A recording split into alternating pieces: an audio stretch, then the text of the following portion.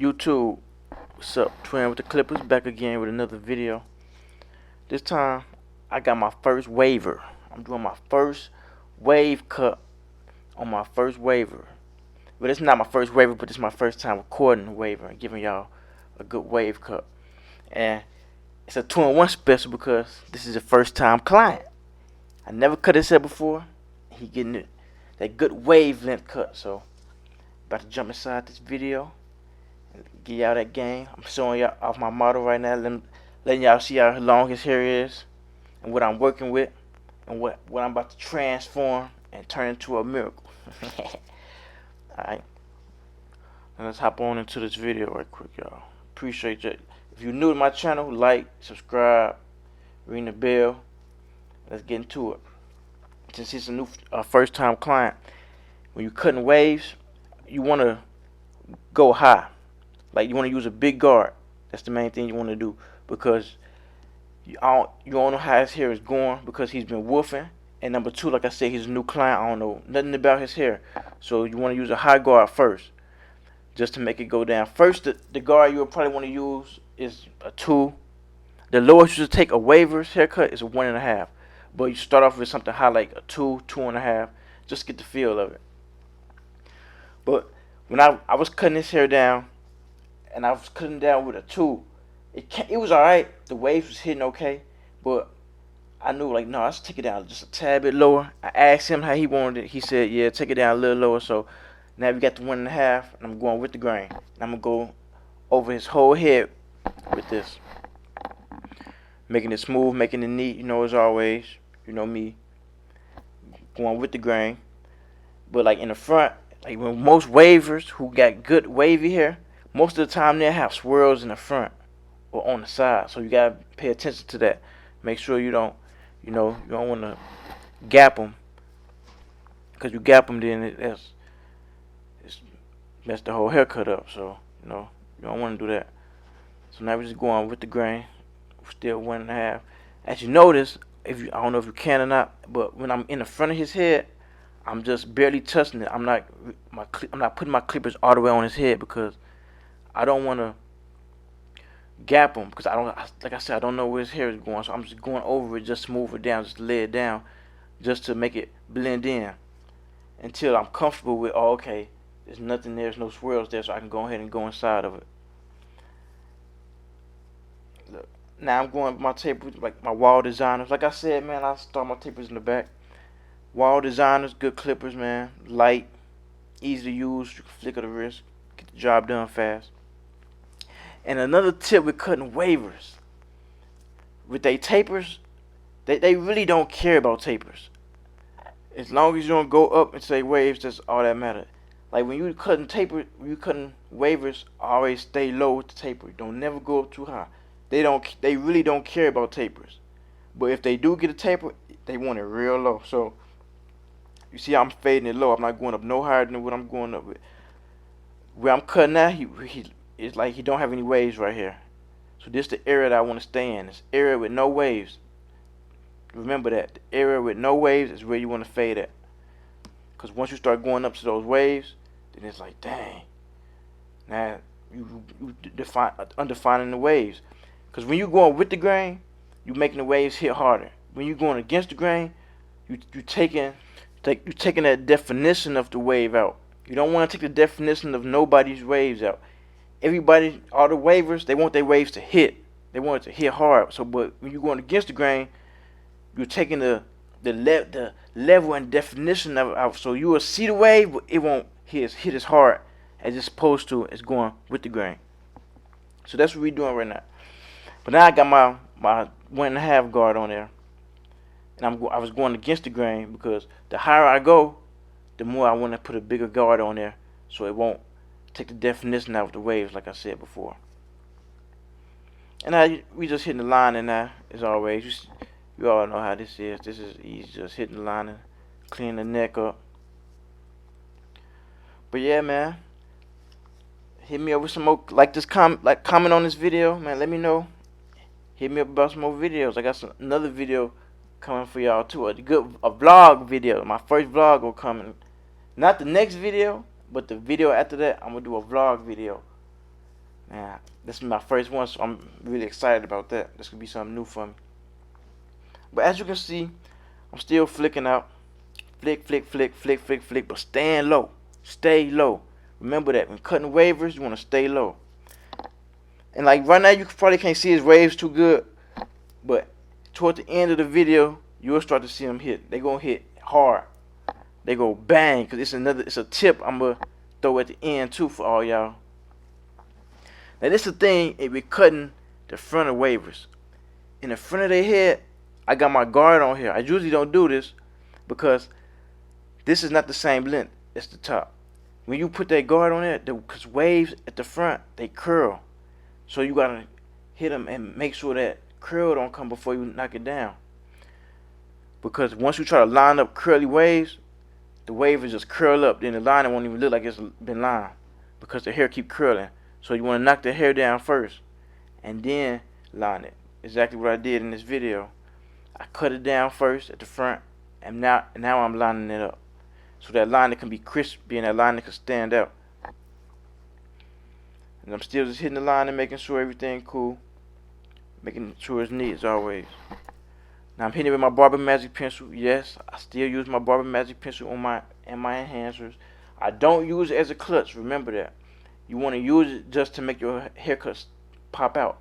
Master the all naturals before you do anything, because some people use it as a crutch, so they don't have to, just in case they mess up or they just want to make their haircut look better and just rush through it. But I like to start mine off natural first and then use the enhancers. Now I'm bald tapered, but look, as you pay attention, I'm not going up too high. At all my videos I've done, I think this is like the lowest taper I ever done. I did the curly hair with the taper on the regular haircut, but I usually go up high. But I'm not going nowhere past the ear, the top of his ear in this video. As you can see, I'm staying low as possible. You will barely be able to see the taper. You will see it at the end, at the tip. You will see that a light little fade. But the thing is, you do not want to go up, because once when that wave start hitting that, they do not want them waves touched. Wavers do not want their waves touched at all. So I'm just flicking it out. I'm staying low, and this is kind of, I would say this taper is a little bit harder because it's like it's not a lot of room to play with as far as doing a high taper. With a high taper, you got so much room you can play with and fade with it. But with a low taper on a waver, you don't really have that much space. So it's like you gotta inch your way just to fade. You gotta use the side of your clippers just to get a nice little fade out there. But the job gotta be done. That's what we gonna do, baby. That's what we gonna do. And now I'm just hitting it with my liners. Usually, like with tapers, it's two kind of tapers. You can do the taper with the C, which is the line, or you can blend the whole side out. When I do my tapers, I usually like to blend the whole side out where you don't see the C. But with wavers, like I said, they want every wave to show. They want every wave to hit. So you got to put that C on there. You got to make sure it's crispy, but you got to make sure that you put that light little fade all the way at the end. It's like right by the below the ear, just by the sideburn almost. A nice little fade. I'm still putting my Barber Magic pencil on there. I'm still using that. You know, just to hit it, make it crispy, make it nice and neat. You know how that go. Nice, neat. And I'm hitting that line again, making it nice, smooth. As you can see, now I'm using my Kiss Expressor, and I got my Expressor on here, and I'm just hitting it lightly. Man, I like this compressor. Ever since I started using it, I haven't went back to the hair fibers. This compressor is A1. Makes everything look natural, and it makes the hair last a little longer, makes the dark last a little longer. But you don't want to use a lot of that. You want to keep it natural as possible, but still look neat and clean. Just make it crispy, that's all. You just want that nice crispy look. Look at that. See how low that taper is? Taper is low. And I'm doing the same thing to this side. Not going up too high with the taper. Just staying low with it.